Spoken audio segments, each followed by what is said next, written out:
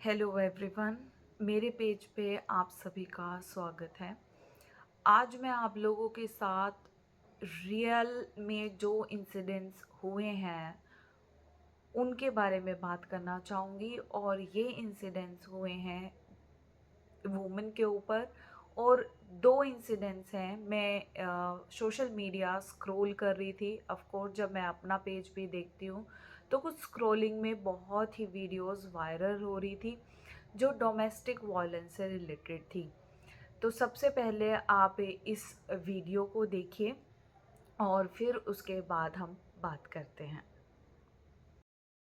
Hello everyone, my name is Muskan Jain and I'm from Jaipur basically. I'm living in Kedia Panchwati. I got married 2 years before with the love of my life. I'm Jain and he's Sharma. It was an intercaste marriage that we did. And to be very honest, from last 2 years, my in-laws are torturing me like hell. My husband, जिसको मैंने assume भी नहीं किया था वो ऐसे निकलेगा.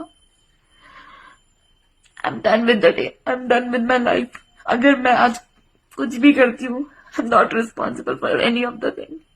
मेरे साथ इस घर में जो जो हुआ है, मैं 10 दिन से अपने मायके में थी। मेरे पति ने मुझे इतना टॉर्चर किया है फोन पे, इतना टॉर्चर किया कि मुझे जबरदस्ती वो घर छोड़ के यहाँ आना पड़ा।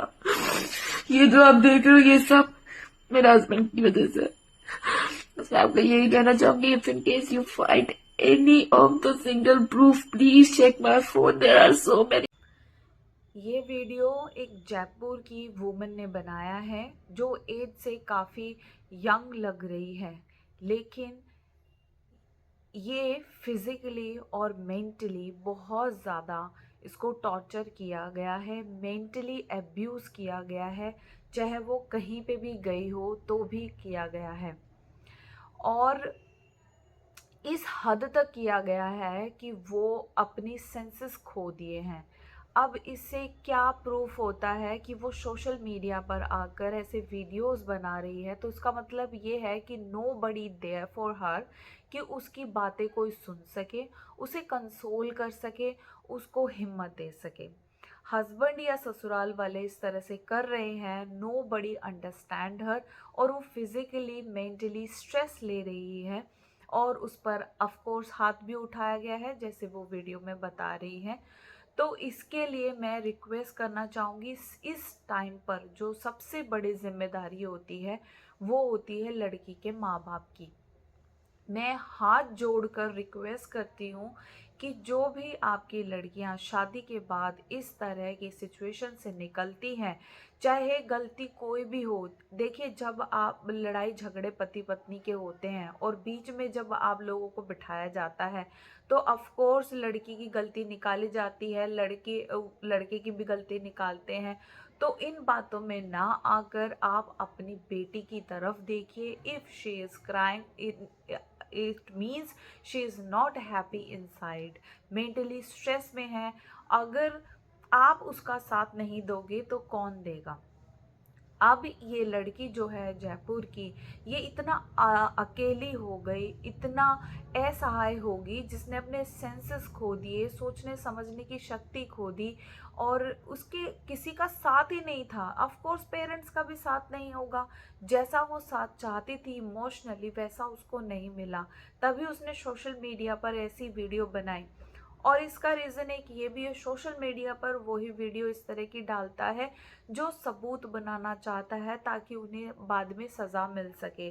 क्योंकि उसके हस्बैंड है, वो उसके फ़ोन ले लेते होंगे, वीडियोस या कोई भी फ़ोटोज़ हैं, प्रूफ है, वो डिलीट कर देते होंगे। ऑफ कोर्स ऐसा होगा, तभी वो सोशल मीडिया पर लाइव जाकर इस तरह की वीडियो अपलोड कर रहे हैं, या वीडियो है उनके फ़ोन में इस तरह की। और इसमें बताया गया है कि उसके फादर को उसके मरने के बाद ये वीडियो उसके फ़ोन से मिली है। तो मेरा कहने का मतलब ये है कि आप अपनी बेटी से अगर प्यार करते हैं तो ऐसे सिचुएशन में उसके बारे में सोचिए। क्योंकि वक्त नहीं लगता किसी को भी गलत कदम उठाने में, फिर उसके बाद पछतावे के अलावा कुछ नहीं होता। वो बहुत यंग थी, उसकी लाइफ में वक्त पड़ा था, तो हम जो इंसान होते हैं वो इमोशन से बंधे होते हैं, फैमिली से बंधे होते हैं। हमें एक इंसान की ज़रूरत होती है कि कोई एक हो जो हमें अंडरस्टैंड करता हो। ये जो डिपेंडेंसी है वो बहुत बड़ी है, लेकिन मैं इस पे वर्कआउट करने के लिए वीडियोस बनाती हूँ। वो एक अलग मुद्दा है, लेकिन पेरेंट्स से मेरी हाथ जोड़कर रिक्वेस्ट है, अगर ससुराल में उसके साथ ऐसा बिहेव होता है तो पेरेंट्स को उसके अपनी बेटी के साथ रहना चाहिए। जब जन्मदाता माँ बाप ही अपनी बेटी का दुख नहीं समझेंगे तो कौन समझेंगे। और एक एडवाइस देना चाहती हूँ, आपका बच्चा जैसे मर्जी है, चाहे वो एक एक ही दो दो लगाता है अपने पति के खिलाफ, अपने ससुराल के खिलाफ, always trust your child, always trust your girl, please. क्योंकि ये सब चीज़ें देखने को मिलती है तब पछतावे के अलावा और कुछ नहीं मिलता। चलिए एक और वीडियो देख लेते हैं, फिर उसके बाद मैं फिर डिटेल में इस बारे में बात करूंगी। ये वीडियो थोड़ी सी लंबी हो सकती है क्योंकि I am very sad inside और मैं इस बारे में बात करना चाहती हूँ। मैं एडवाइस पेरेंट्स के लिए भी देना चाहती हूँ और इन लड़कियों की जो भविष्य में ऐसा करना सोच रही हैं, जो अपना मानसिक संतुलन खो बैठती हैं और अपने साथ इस तरह की हरकतें कर जाती है, मैं उनको भी एडवाइस करूंगी। तो प्लीज़ इस वीडियो को अंत तक देखिएगा। और मेरे पास एक और वीडियो है, छोटी सी है, आप इसको भी देखिए। पहले आप वीडियो देखिए। नहीं, मैं एहसान खान की बीवी हूँ। मैंने इस बंदे के लिए अपनी पूरी फैमिली को छोड़ा। ये मुझे जिस दिन से इसने मेरी से शादी की है, ये मुझे टाइम नहीं देता। जब भी मैं इसे टाइम मांगती हूँ, ये मुझे मारना शुरू कर देता है। ये देखिए, आज मैं इसे ये रात को बाहर जाना चाहता था, मैंने चाबी छुपा ली गाड़ी की। मैंने कहा मैंने नहीं जाने देना बाहर। ये देखिए, इसने मुझे कितना मारा है। ये देखिए, ये मेरे मुंह में, ये देखिए इसने मुझे कितना मारा है। इसको बिल्कुल, मैं जिंदा रहूं ना रहूं, ये मैं इसको माफ नहीं करना। आगे आप लोग की इंसानियत है कि इसको आप जो मर्जी मुकाम दे। ये आप पे छोड़ती हूँ मैं। ये देखो, इसने मुझे कितना मारा है। ऐसे जानवरों को भी नहीं मारते, ऐसे जानवरों को भी नहीं मारते जैसे इसने। आपने ये वीडियो देखी, इसमें औरत बोल रही है कि वो अपने पति का टाइम चाहती है।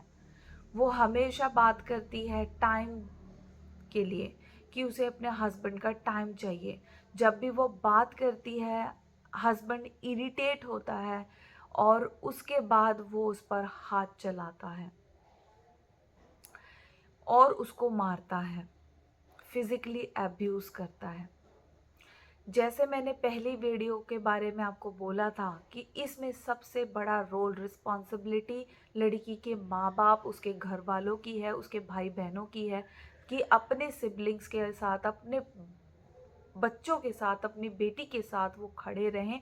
और किसी की भी कोई हिम्मत नहीं होगी इस तरह से करने की अगर आप अपनी बेटी के साथ खड़े रहें तो। इस दुनिया में किसी को भी किसी के ऊपर हाथ उठाने का बिल्कुल भी अधिकार नहीं है। मानसिक और फिजिकल टॉर्चर करना बिल्कुल भी अधिकार नहीं है। माँ बाप अपने बच्चों को एक आधा थप्पड़ लगा दे तो वो चल जाता है, लेकिन बाकी किसी और का भी इतना हक नहीं होता कि वो उसको मेंटली, फिजिकली हर तरीके से टॉर्चर करे। शादी का मतलब रिस्पेक्ट, विश्वास और रिस्पॉन्सिबिलिटीज़ है, लेकिन इसमें हिंसा आ जाती है तो वो रिश्ता रिश्ता नहीं कहलाता है। और ये पेरेंट्स को समझना होगा। हम पेरेंट्स क्या करते हैं कि एक बार शादी कर देते हैं। बहुत से ऐसी जगहों पर ऐसा है कि वो सोचते हैं कि ये शादी बनी रहे हुक बाय क्रुक। अगर लड़ाई भी होती है, वो देख रहे होते हैं मेंटली हमारी बेटी टॉर्चर हो रही है, फिजिकली हो रही है, लेकिन वो उन चीज़ों को सुलझाते किस तरीके से हैं, उनके सामने हाथ जोड़कर, चलो आगे से नहीं करना, ऐसा हो जाएगा, वैसा हो जाएगा, चलो चीज़ें स्मूथ हो जाएगी। बट नहीं, you raise your voice for your child. अपने बच्चे के लिए आपको वॉइस रेज करनी पड़ेगी। आप कैसे बर्दाश्त कर सकते हो आपके बच्चे के साथ कोई गाली देकर बात कर रहा है, कोई डिसरिस्पेक्ट कर रहा है, कोई कैरेक्टर के ऊपर बोल रहा है, कोई हाथ उठा रहा है, उसके पति को भी हक नहीं है। माँ बाप का सबसे पहला हक होता है, वो पानी दर्पण करते हैं, कन्यादान करते हैं, इसलिए करते हैं कि उसका पति उसका एक बॉस हो गया, कि वो उसको गाली दे सकता है, उसको मेंटल टॉर्चर कर सकता है, उसको मार सकता है, और सब लोग उसको सही ठहराते हैं। नहीं, मारना सही कभी नहीं हो सकता, चाहे गलती लड़की की ही क्यों ना हो।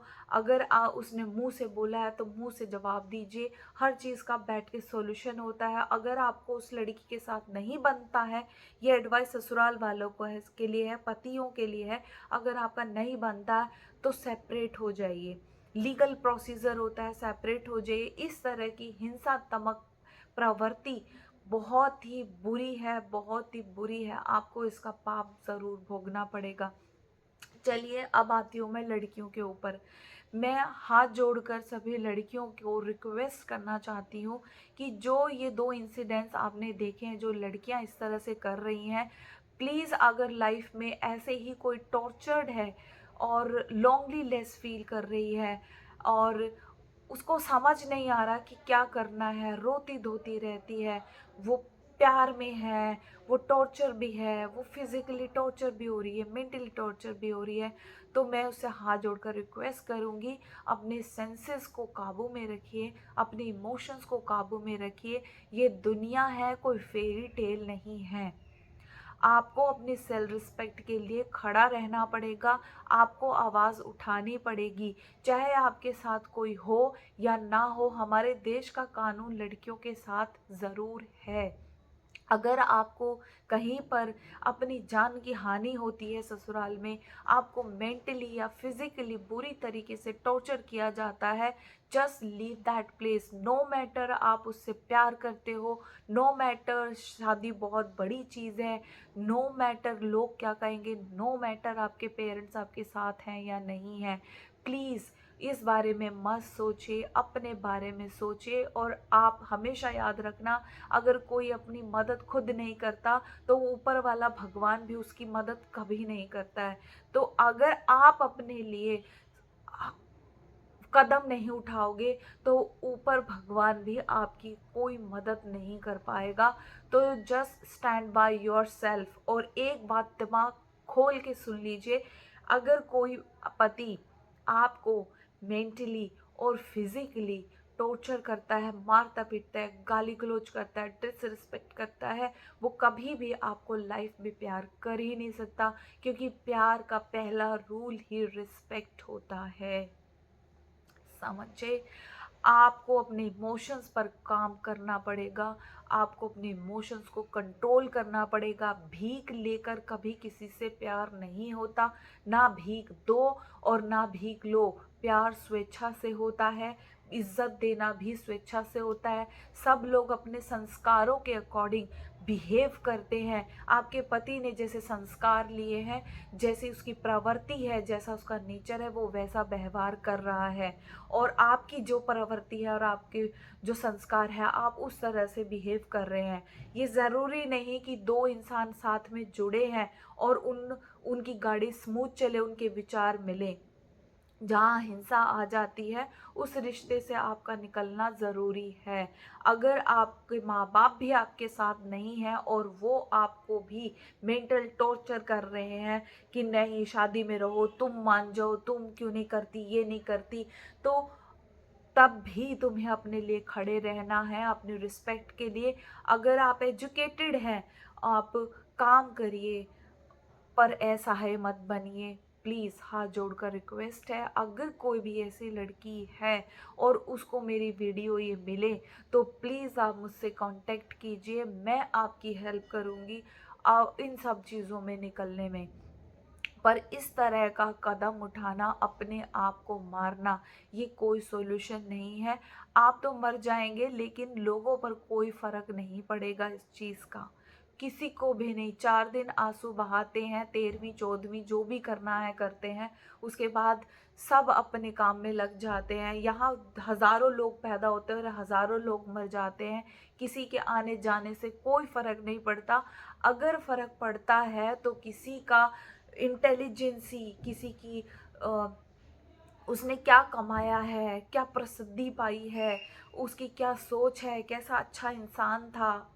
आप अपने सपने एक जीवात्मा में, एक शरीर में रहकर ही पूरे कर सकते हैं। लेकिन अगर जो शरीर ही नहीं रहा तो रिग्रेट के साथ इस दुनिया से जाते हैं, रोते रोते जाते हैं। This is not good.